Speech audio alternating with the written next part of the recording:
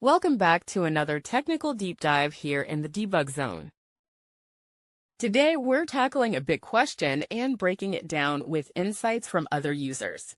Hopefully, this clears up some misconceptions and helps you get the answer you need.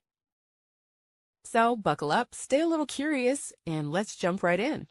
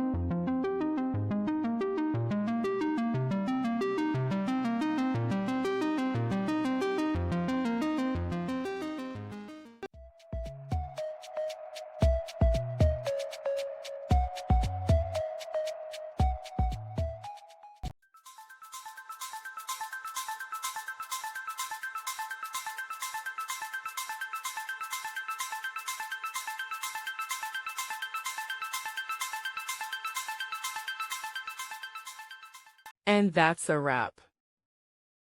I hope you found the answer you were looking for. If you did, take a second to hit that subscribe button. It really helps out. And let me know in the comments which solution worked best for you. See you next time in the debug zone.